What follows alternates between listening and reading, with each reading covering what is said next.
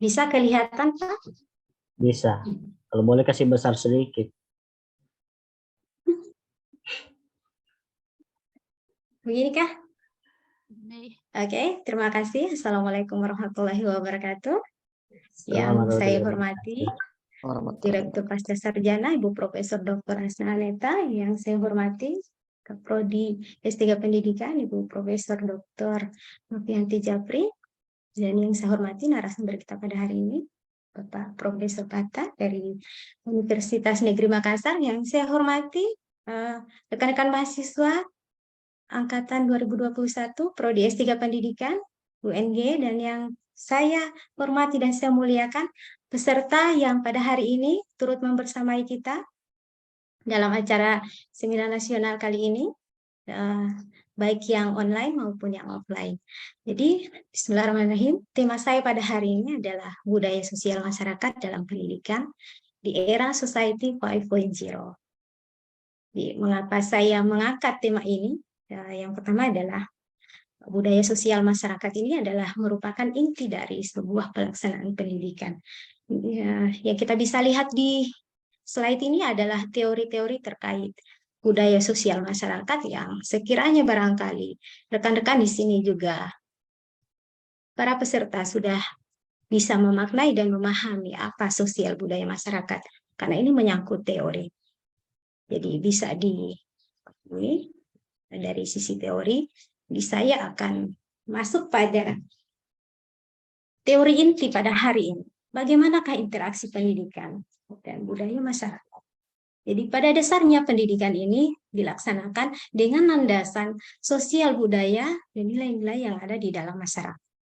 Jadi ada landasan yang namanya landasan sosial, ada yang namanya landasan filosofi, dan landasan yang lain-lain yang semuanya bersumber dari nilai-nilai yang ada pada masyarakat ini. Kemudian kita masuk pada bagaimanakah budaya sosial masyarakat dalam pendidikan di era Society 5.0 ini.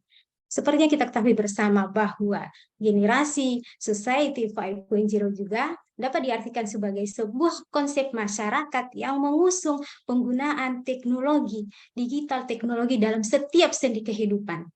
Jadi era Society 5.0 ini dimulai dari negara Jepang atau dicetuskan oleh negara Jepang yang merupakan perkembangan dari era Society 5.0. Jadi di era Society 5.0 ini kita mengenal namanya ada sebuah dunia yang disebut dengan dunia metaverse. Ya, jadi di dalam dunia metaverse ini adalah sebuah dunia virtual yang kita bisa melaksanakan aktivitas tanpa harus tatap muka. Di dalam dunia metaverse ini ada ruang-ruang yang disebut dengan ruang virtual. Ya. Dan orang-orang yang bekerja dalam ruang virtual ini mereka menggunakan nama alat yang dinamakan dengan virtual reality. Dan ini sudah mulai digunakan oleh negara-negara maju. Dan Indonesia insya Allah akan menyusul ke sana. Dan mengapa Society 5.0 ini penting bagi pendidikan, dan mengapa budaya sosial masyarakat ini sangat penting kita kembangkan di era Society 5.0. Ketika dunia yang muncul adalah dunia tanpa batas, budaya-budaya asing yang masuk ke negara kita itu tidak ada filter. Bagaimana pendidikan memperankan dirinya atau memposisikan dirinya sebagai filterisasi dalam menapis budaya-budaya negatif atau pengaruh negatif yang muncul. Dikhawatirkan generasi kita lebih mengenal budaya Korea, lebih mengenal budaya Amerika ketimbang budaya kita sendiri. Anak-anak kita sekarang lebih mengenal dancingnya BTS ketimbang tarian Saronde. Hanya segelintir anak-anak yang masih tahu apa itu tari Saronde. Malah mereka sebagian besar lebih mahir mengatakan gamsamida ketimbang oduolo, yang dalam bahasa daerah Gorontalo adalah ucapan terima kasih. Nah, ini yang harus dikembangkan oleh pendidikan kita.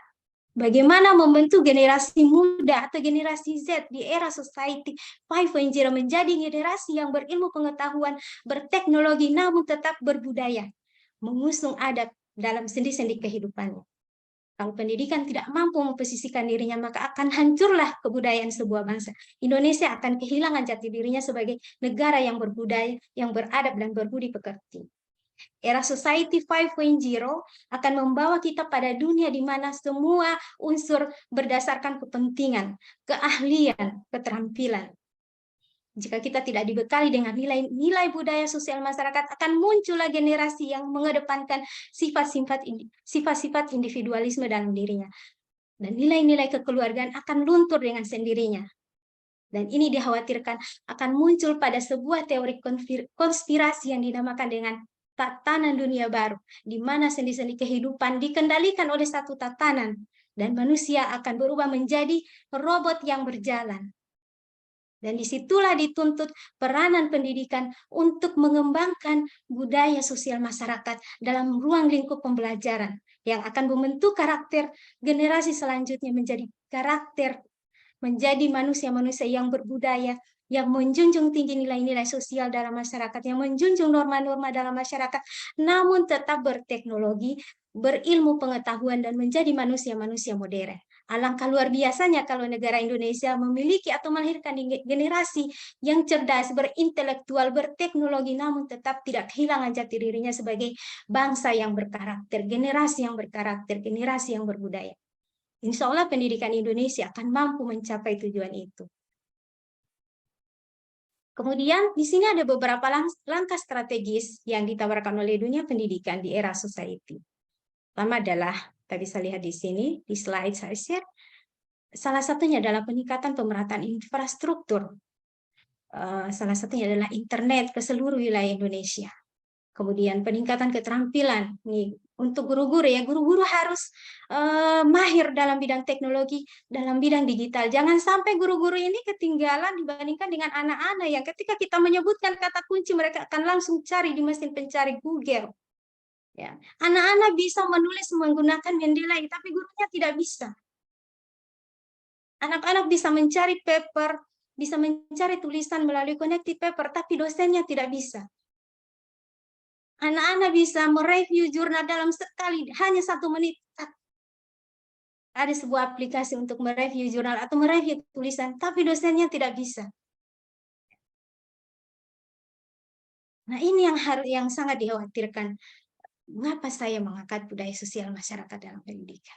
Jadi insya Allah dimulai dari diri kita sendiri, marilah kita menjadi manusia yang berakhlak, yang berilmu pengetahuan, yang berbudaya, yang memiliki nilai-nilai, yang memiliki norma-norma masyarakat, namun tetap menjadi manusia yang cerdas. Insya Allah mungkin hanya sekian materi yang bisa saya bawakan. Saya langsung pada intinya karena masih banyak teman-teman yang antri di belakang saya untuk memaparkan materi pada hari ini, dan saya berpikir bahwa peserta di sini juga mungkin sudah dari pagi dan mungkin akan timbul rasa bosan mendengarkan pemaparan materi kalau saya memperpanjang cerita di sini. Dan insya Allah saya mohon maaf atas segala kekurangan karena sesungguhnya kesempurnaan adalah milik Allah Subhanahu wa Ta'ala.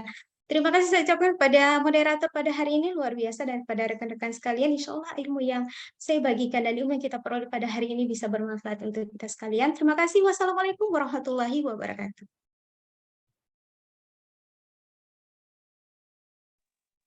Ya, terima kasih Ibu.